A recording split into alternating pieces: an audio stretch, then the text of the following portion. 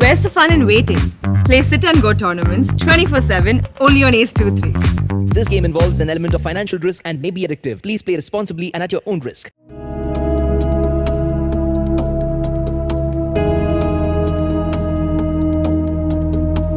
अफगानिस्तान पर तालिबान का कब्जा अब पूरी तरह से हो चुका है।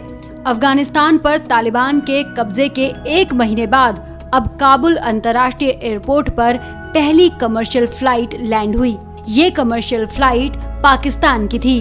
पाकिस्तान इंटरनेशनल एयरलाइंस यानी कि PIA का प्लेन सोमवार को हामिद करजई अंतर्राष्ट्रीय हवाई अड्डे पर पहुंचा। हालांकि इस फ्लाइट में सिर्फ 10 ही यात्री थे। इन यात्रियों से ज्यादा तो फ्लाइट के अंदर स्टाफ मौजूद था।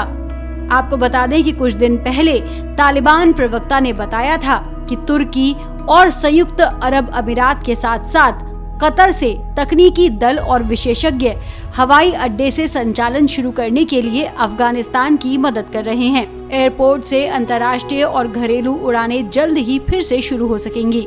उन्होंने कहा कि एयरपोर्ट जल्द ही संचालन के लिए तैयार हो जाएगा। प्रवक्ता ने बताया कि अमेरिकी सैनिकों ने एयरपोर्ट के कुछ हिस्सों को क्षतिग्रस्त कर दिया था और अब कतर और UAE के समर्थन से उनकी मरम्मत की जा रही है। काबुल एयरपोर्ट जल्द ही लोगों के लिए वापस खोल दिया जाएगा।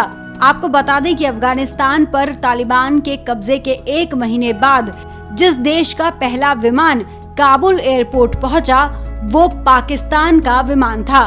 पाकिस्तान इंटरनेशनल एयरलाइंस का विमान काबुल के इस हवाई अड्डे पर पहुंचा। गौरतलब है कि 15 अगस्त तक पूरे अफगानिस्तान में कब्जे के बाद भी काबुल एयरपोर्ट 31 अगस्त तक अमेरिकी सैनिकों के नियंत्रण में रहा था। यहां से 1 लाख से ज्यादा लोगों को रेस्क्यू कर अलग अलग देश भेजा गया। भारत में भी कई लोगों को रेस्क्यू करके वापस लाया गया था। रेस्क्यू ऑपरेशन के दौरान एयरपोर्ट पर लाखों लोग मौजूद थे। रेस्क्यू ऑपरेशन समाप्त होने के बाद हवाई अड्डे का एक बड़ा हिस्सा क्षतिग्रस्त हो गया था। आपको बता दें कि कतर एयरवेज के कई चार्टर प्लेन इससे पहले काबुल एयरपोर्ट पहुंचे थे।